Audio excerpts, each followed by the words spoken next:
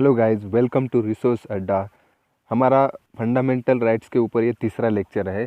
तो guys lecture बहुत बढ़ रहे हैं, तो इसके कारण हम इम्पोर्टेंट पार्ट ही इस लेक्चर में कवर करेंगे ताकि हम इस लेक्चर में हमारा ये चैप्टर कंप्लीट कर सके। ओके, तो शुरू करते हैं। ओके, अभी हमने सेकंड लेक्चर तक आर्टिकल 19 तक देखा था, तो अभी आर्टिकल 20 से स्टार्ट करते हैं। ओके, तो आर्टिकल 20 क्या कहता है? Protection in respect of conviction for offence. Okay, तो ये राइट किसके बारे में है? तो एक प्रोटेक्शन ग्रांट करता है अगेंस्ट आर्बिट्ररी एंड एक्सेसिव अगर पनिशमेंट होती है एक एक्यूज पर्सन को, तो उसके अगेंस्ट वो उसको प्रोटेक्ट करता है। तो इसमें कौन कौन कवर होते हैं? फॉरेनर रहेगा या सिटीजन्स रहेगा, तो और एक आधा लीगल पर्सन मतलब कंपनी रहेगा या कॉर्पोरेशन रहेगा, वो इसके अंडर कवर होते हैं। तो उसके 3 प्रोविजंस है, कौन से देखते हैं। तो पहली जो है no ex post facto law. Okay, तो इसमें क्या है? No person shall be convicted of any offence except for a violation of law. Okay, मतलब कोई भी पर्सन है उसको कन्विक्ट नहीं किया जाएगा अगर अनलेस उसने एक आधे लॉ को वायलेट किया है। कब? उसने जब कोई एक्ट को ब्रीच किया है, तो at that time. Okay, only. और क्या कहा है कि no person shall be subjected to penalty greater than that prescribe by the law in the force at the time of commission of the act. मतलब अगर इस एक्ट में कोई भी बाद में अमेंडमेंट होती है और उसकी जो सज़ा है वो अगर बढ़ती है, तो उसके एक आधे कन्विक्ट के ऊपर कोई भी असर नहीं पड़ेगा। मतलब उसकी सज़ा उस टाइम पे जो थी, मतलब जब उसने ऑफेंस किया था उस टाइम पे जो थी उतनी ही रहेगी। तो इसको कहते हैं no ex post facto law. Okay, मतलब एक्ट जो लॉ रहता है उसको पीछे जाके उसको सज़ा नहीं दे सकता। ओके, नेक्स्ट आता है नो डबल जियोपार्डी। तो इसका मतलब क्या है? अगर एक आधे पर्सन ने कोई ऑफेंस किया है तो उसको उस ऑफेंस के लिए एक ही बार सज़ा मिलेगी, not more than once. Okay, इसको कहते हैं no double jeopardy. Okay, next है नो सेल्फ इंक्रिमिनेशन। ओके, जो no person accuse of any offence shall be compelled to witness against, उसके खुद के अगेंस्ट विटनेस नहीं बन सकता हो।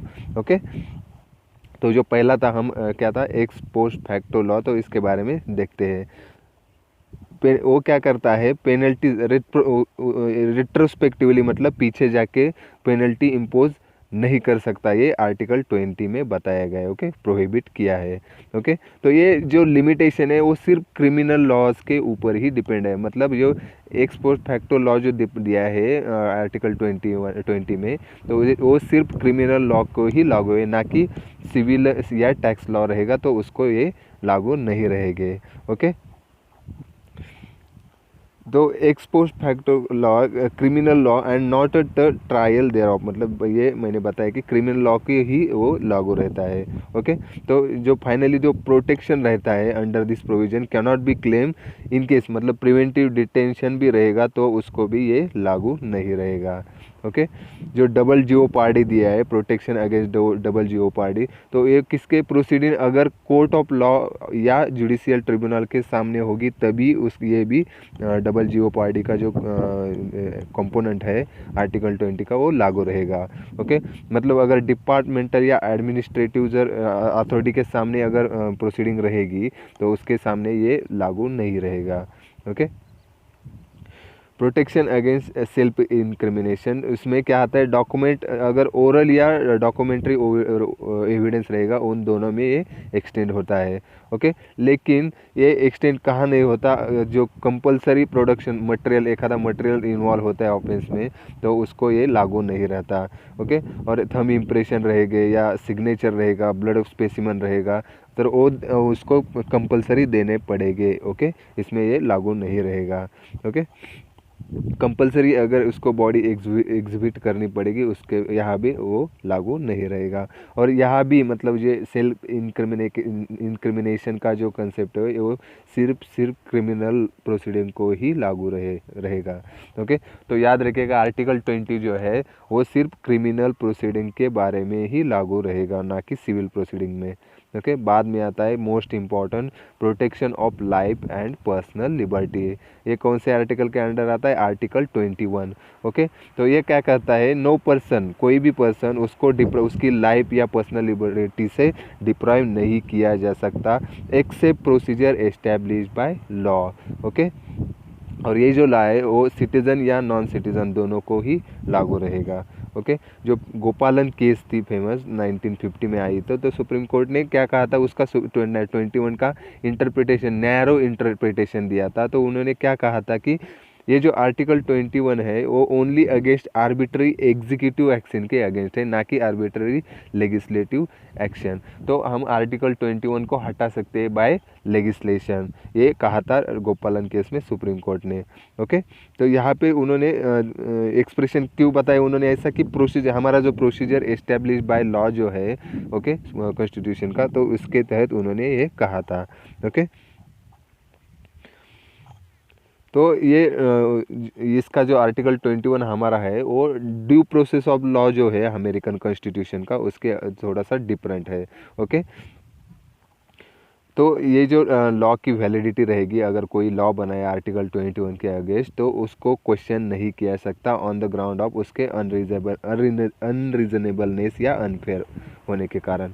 ओके। तो सुप्रीम कोर्ट ने क्या कहा? पर्सनल लिबर्टी, कब, जब गोपालन केस आई थी तो उन्होंने कहा कि personal liberty only relating to persons body. Okay. Okay. तो बाद में जब मेनका गांधी केस आई, कब? 1978 में, तो उन्होंने क्या कहा, क्या किया? जो उनका गोपालन केस का जो जजमेंट था उसको ओवर रूल कर दिया। हमें पता है कि सुप्रीम कोर्ट जो है सेल्फ करेक्टिंग बॉडी है। ओके। तो उन्होंने क्या कहा यहाँ पे? पर्सनल लिबर्टी जो पर्सन की, ओके, उसको डिप्राइव किया जा सकता है लॉ के अंडर, लेकिन वो लॉ कैसा रहना चाहिए? रीजनेबल रहेगा, फेयर या जस्ट रहेगा, मतलब वो जस्ट रहना चाहिए। ओके। मतलब उन्होंने क्या कहा? जो अमेरिकन कंसेप्ट है ड्यू प्रोसेस लॉ, उसको यहाँ पे इंट्रोड्यूस कर दिया। ओके। तो यहाँ पे आर्टिकल 21 के अंडर जो प्रोटेक्शन है वो अवेलेबल कहाँ रहेगा? Not only against arbitrary executive action but also against arbitrary legislative action. मतलब यहाँ पे क्या आ गया? जुडिशियल रिव्यू आ गया। ओके। तो यहाँ पे राइट टू लाइफ जो दिया है, तो not only of animal existence उन्होंने बताया, ओके, बट यहाँ पे वो ह्यूमन डिग्निटी भी मेंटेन रखना जरूरी है। ओके।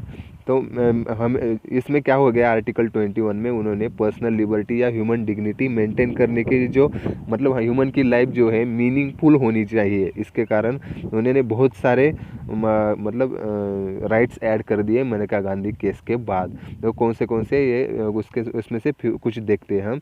तो यहाँ पे right to live with human dignity, right to privacy रहेगा, राइट टू हेल्थ रहेगा, okay, right to free education up to 14 year रहेगा, right to free legal aid, okay, right to inhuman treatment, okay, right to travel abroad.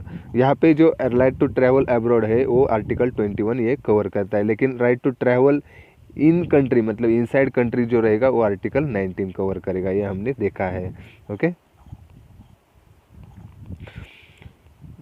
Right to fair trial, right to emergency medical aid, okay, right to information, right to reputation, okay, right to sleep, okay, right to opportunity, right to freedom from noise pollution, right to environment भी है इसके अंदर। Okay.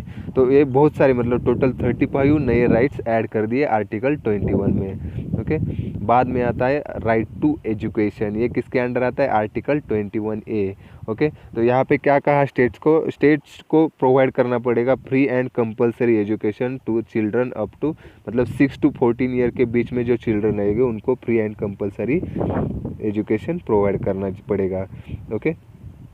तो यहाँ पे only elementary education cover करता है article 21A, याद रखिएगा। ये जो प्रोविज़न है कब ऐड हो गई?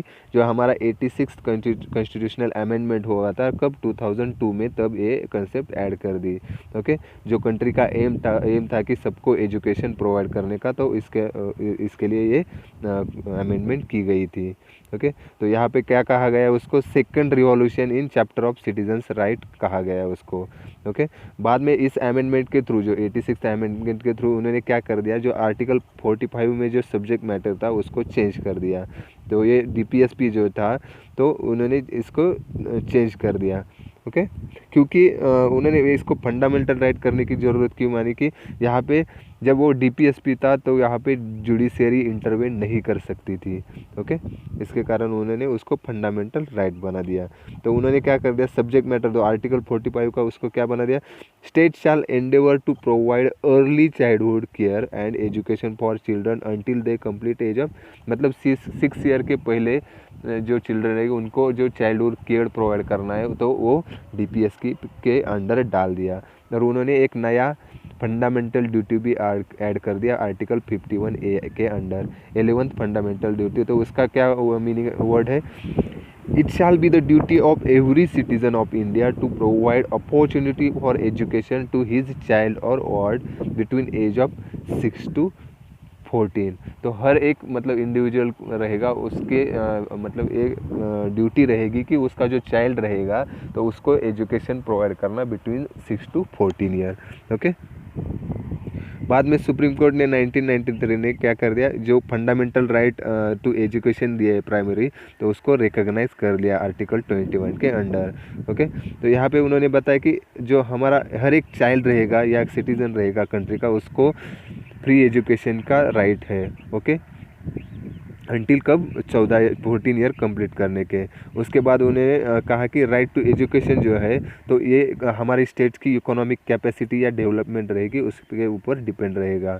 ओके, बाद में सुप्रीम कोर्ट ने ओवर रूल, उसका जो अर्लियर जजमेंट था 1992 उसको ओवर रूल कर दिया। तो यहाँ पे उन्होंने क्या कहा था कि उसमें प्रोफेशनल एजुकेशन भी इंक्लूड करना पड़ेगा, लेकिन बाद में उन्होंने बताया कि स्टेट की जो इकोनॉमिक कैपेसिटी है उतनी ज़्यादा नहीं है, इसके कारण उन्होंने अप टू 14 ईयर ही बाद में रख दिया। ओके, तो जब आर्टिकल 21 था उसको इम्प्लीमेंट करने के लिए बाद में आया राइट टू एजुकेशन एक्ट कब, 2009 में। तो ये एक्ट क्या करता है, हमारा जो कंट्री का जो एवरी चाइल्ड रहेगा उसको full time elementary education provide करने की कोशिश करेगा। ओके, बाद में आता है protection against arrest and detention. ये कौन से आर्टिकल में आता है, आर्टिकल 22। ओके, ये आर्टिकल क्या ग्रांट करता है, प्रोटेक्शन टू पर्सन, उस जो अरेस्ट या डिटेन किए उनको प्रोटेक्शन देता है। तो डिटेंशन जो रहता है 2 टाइप्स का रहता है, पहला जो रहता है प्यूनिटिव और दूसरा रहता है प्रिवेंटिव। प्यूनिटिव डिटेंशन किसके लिए रहता है, जो पर्सन उन्होंने ऑफेंस कमिट किए, मतलब उन्होंने ऑफेंस, कोई तो ऑफेंस किया होगा तो उनको पनिश करने के लिए जो दिया जाता है उसको कहते हैं प्यूनिटिव डिटेंशन। ओके, आफ्टर कब, जो अगर ट्रायल हो गया एंड कोर्ट ने उसको कन्विक्ट किया तो। और प्रिवेंटिव डिटेंशन क्या रहता है, जो पर्सन को क्या करता है, मतलब एक आधा ऑफेंस करने से पहले ही रोकता है। ओके, इसके कारण उसको बोलते हैं प्रिवेंटिव डिटेंशन। तो प्रिवेंटिव डिटेंशन जो है नॉट ओनली मतलब is only a precautionary major है। ओके, प्रिवेंटिव डिटेंशन जो है वो पहले ही मतलब प्रिकॉशन ली जाती है कि कोई ऑफेंस ना हो। ओके, तो आर्टिकल 22 जो है उसके 2 पार्ट है। तो पहला पार्ट वो जो है वो ऑर्डिनरी लॉ के बारे में डील करता है और सेकंड जो है प्रिवेंटिव डिटेंशन के बारे में डील करता है।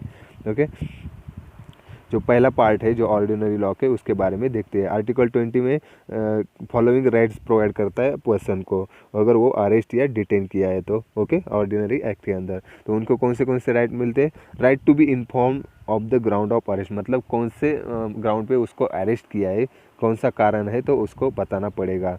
Right to consult and be defended by, मतलब एक आधे लीगल प्रैक्टिशनर को कंसल्ट करने की उनको परमिशन दी जाती है।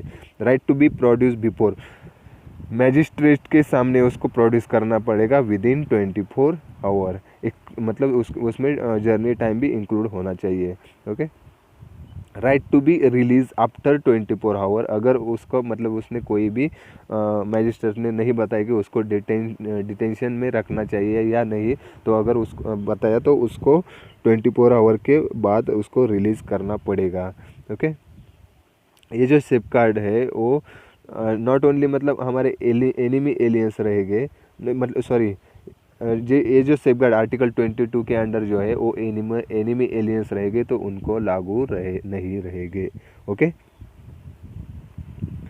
सुप्रीम कोर्ट ने बाद में क्या बताया कि द अरेस्ट, अगर arrest and detention in first part जो रहेगा, मतलब पहला ऑर्डिनरी लॉ के अंडर, ओके, तो ये कवर नहीं करता किसको, अगर ये ऑर्डर उनको अरेस्ट किया है अंडर कोर्ट के ऑर्डर के, ओके, या सिविल अरेस्ट या arrest on the failure of, मतलब इनकम टैक्स पे करने का फेल्यूर रहेगा तो उसके अंडर ये नहीं कवर होगा।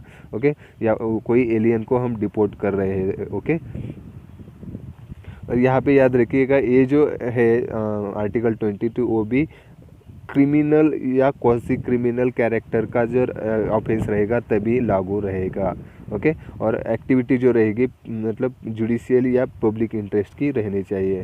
ओके, बाद में आता है सेकंड पार्ट। सेकंड पार्ट क्या है, प्रिवेंटिव डिटेंशन के बारे में। ओके, तो इसको देखते हैं। तो जिस पर्सन को डिटेंशन किया है, ओके, वो कितना एक्सीड, वो 3 मंथ से ज़्यादा एक्सीड नहीं होना चाहिए, अनलेस मतलब एक एडवाइजरी बोर्ड बता देता है कि उसका मतलब डिटेंशन बढ़ाना चाहिए, तो मतलब 3 मंथ की तक ही रहेगा। ओके, और जो डिटेंशन का ग्राउंड है, मतलब किसके कारण पे उसको डिटेन किया जा रहा है, तो वो उसको बताना पड़ेगा। ओके, अगर वो पब्लिक इंटरेस्ट में मतलब नहीं है तो नहीं बताया तो मतलब डिस्क्लोज नहीं किए तो भी चलेगा। ओके, और वो जो जिसको डिटेन किया है तो उसको अपॉर्चुनिटी मिलनी चाहिए, तो उसके मतलब रिप्रेजेंट करने की अगेंस्ट उसके डिटेंशन ऑर्डर के। ओके, और आर्टिकल 22 जो है पार्लियामेंट को अथॉरिटी देता है कि उसको मतलब सर्कमस्टेंसेस एंड मतलब केसेस के जो क्लासेस रहेंगे, मतलब person can be detain for more than 3 month जो है वो पार्लियामेंट को प्रिस्क्राइब देता है, मतलब अथॉरिटी देता है under preventive detention law without obtaining opinion, मतलब अथॉरिटी की ओपिनियन भी लेनी नहीं पड़ेगी, अपना जो एडवाइजरी बोर्ड रहता है तो उसकी। ओके, और जो मैक्सिमम पीरियड जो रहेगा फॉर द पर्सन मतलब डिटेन किया है, okay, under the preventive detention law वो भी डिटरमाइन करने की परमिशन देता है। और जो एडवाइजरी बोर्ड रहता है उसकी जो इंक्वायरी की प्रोविज़न रहती है उसको भी प्रोसीजर पार्लियामेंट ही डिसाइड करता है। ओके, बाद में जब 44th अमेंडमेंट आया था 1978 में, उन्होंने जो 3 मंथ का जो पीरियड था उसको रिड्यूस करके कितना किया था, 2 मंथ। ओके, लेकिन बाद में उसको 3 मंथ ही रखा। ओके, मतलब आप कितना है, 3 मंथ का पीरियड है प्रिवेंटिव डिटेंशन का। ओके, कॉन्स्टिट्यूशन ने क्या किया है, जो लेजिस्लेटिव पावर जो है विथ रिगार्ड टू मतलब प्रिवेंटिव डिटेंशन उसको पार्लियामेंट एंड स्टेट लेजिस्लेचर में डिवाइड किया, मतलब जो प्रिवेंटिव डिटेंशन रहता है उसमें parliament and state legislature both मतलब उस पर रूल बना सकते हैं। ओके, मतलब पार्लियामेंट के यहाँ मतलब कौन से रहेंगे, अगर डिफेंस के मतलब डिफेंस या फॉरेन अफेयर का रहेगा तो उसके ऊपर प्रिवेंटिव डिटेंशन के रूल कौन बनाएगा, पार्लियामेंट, और एक आधा लोकल रहेगा मतलब इशू तो उसमें उस पर स्टेट लेजिस्लेचर बनाएगा। ओके, यहाँ पे कुछ मतलब प्रिवेंटिव डिटेंशन के कुछ लॉ बताए, कौन से हमने सुना होगा, मिसा, टाडा, पोटा, तो ये इसके अंडर मतलब इसको प्रिवेंटिव डिटेंशन लॉ कहते हैं। ओके, जो हमारे संजय दत्त थे उनको टाडा के अंडर अरेस्ट किया था। ओके, वो जो कि 1985 में आया था। ओके, और यहाँ पे क्या बताया कि it is unfortunate to know that no democratic country in the world has made preventive detention, मतलब कोई भी डेमोक्रेटिक कंट्री ऐसा नहीं है कि मतलब ऐसा है कि जहाँ पे प्रिवेंटिव डिटेंशन लॉ लागू है। हमारा इंडिया लेकिन उसमें एक्सेप्शन है, इंडिया में प्रिवेंटिव डिटेंशन लॉ लागू है। और ये बताया कि यूएसए में तो ये अननोन है। ओके, ब्रिटेन ने उसको during first and second world war में फर्स्ट टाइम यूज़ किया था। ओके, तो प्रिवेंटिव डिटेंशन इंडिया में एग्जिस्ट कब है, ड्यूरिंग ब्रिटिश मतलब फ्रॉम ब्रिटिश रूल। ओके, वो इंडिया में लागू है। ओके,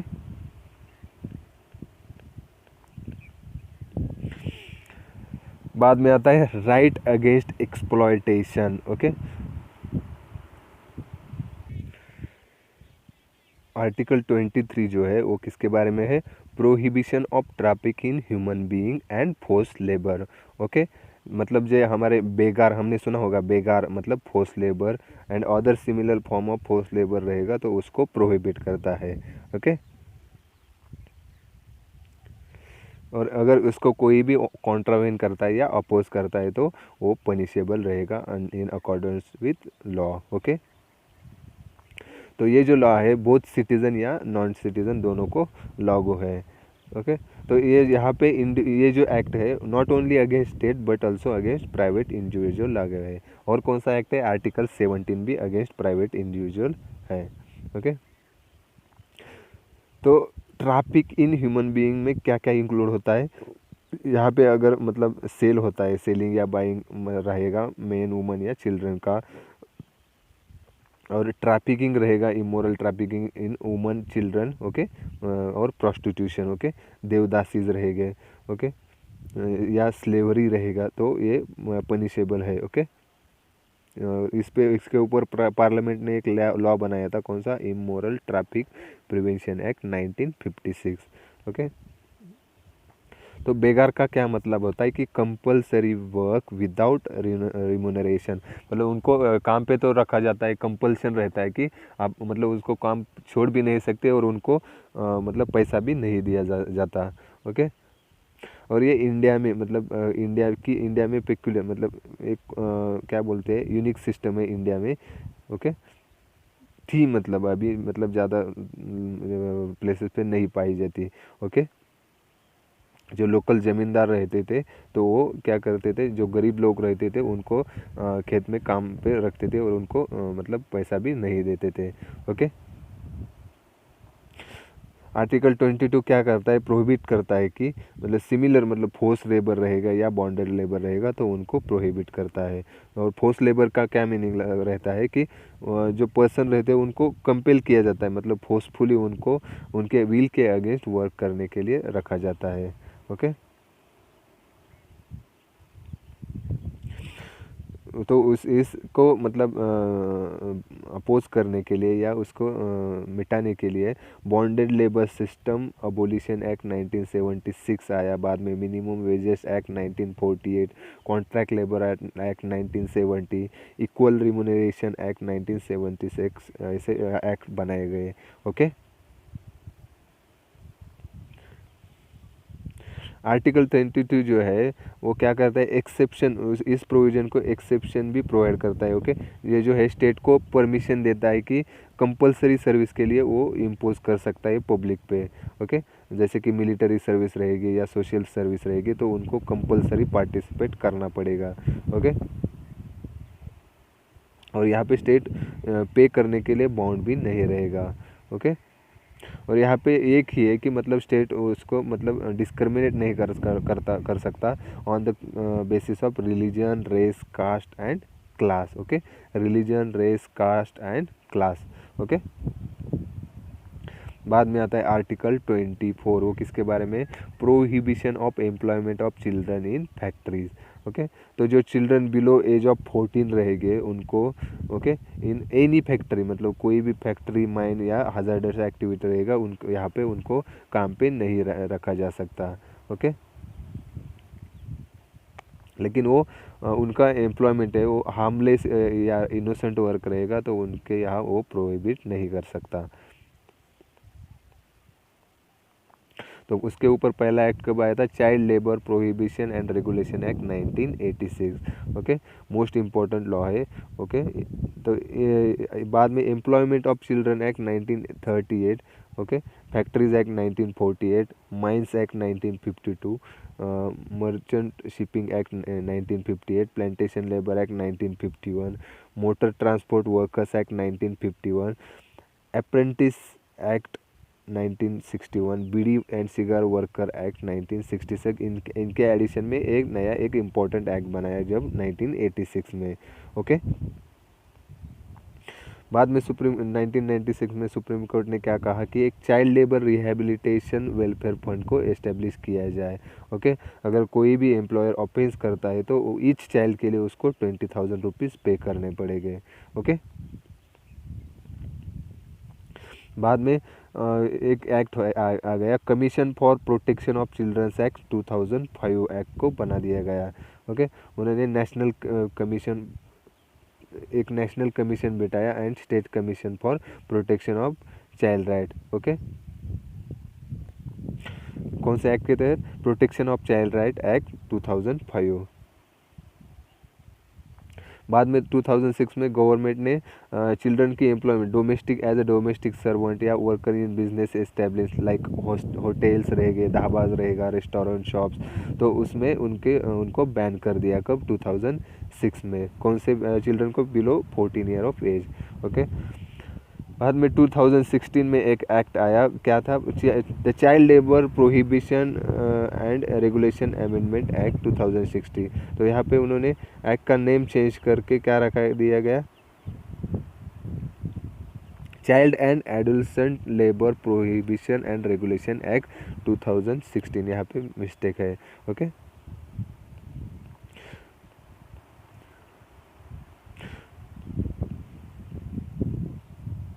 बाद में आता है right to freedom of religion. Okay, तो ये कौन सा एक्ट के अंदर है? आर्टिकल 25। आर्टिकल 25 क्या कहता है? Freedom of conscience and free profession practice and propagation of religion. Okay, यहाँ पे जो फ्रीडम ऑफ कंसाइंस क्या है? जो इनर फ्रीडम रहेगा, okay, of individual to mould his relation with God और creature. Okay, freedom of conscience जो inner freedom के बारे में है। ओके, राइट टू प्रोफेस मतलब उस खुद का रिलीजन है जो उसको डिक्लेयर करना कि उस पे उसके मतलब रिलीजन पे हमें फेथ है। Okay, right to practice, okay, मतलब रिलीजियस वर्शिप या रिचुअल्स रहेंगे उसको प्रैक्टिस करने की परमिशन।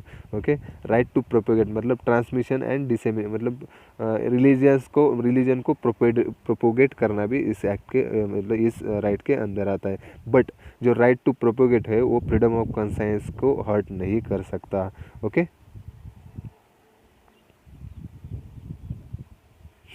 तो जो आर्टिकल 25 है वो not only religious, okay, believe but also ये रिलीजियस प्रैक्टिस को भी प्रोटेक्ट करता है। ओके,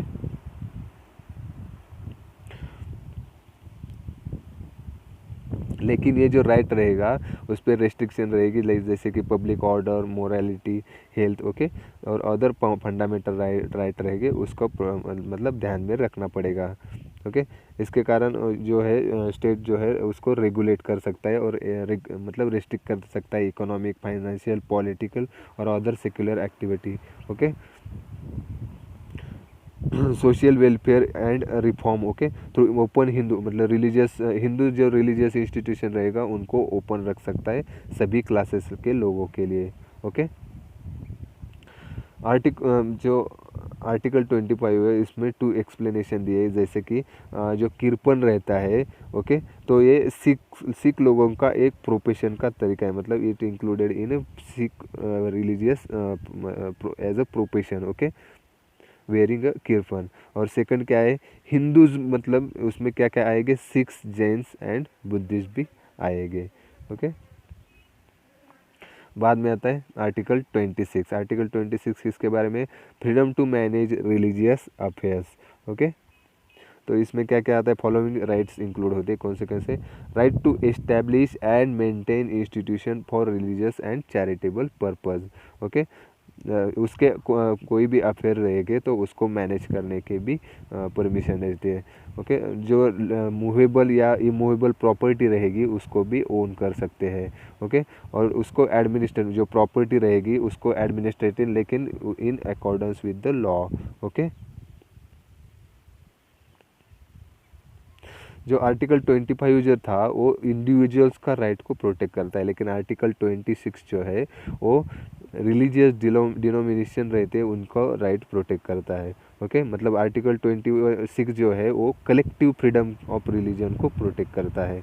ओके, तो ये जो आर्टिकल 20 उसको भी कुछ रेस्ट्रिक्शन है, जैसे कि public order, morality and health. Okay,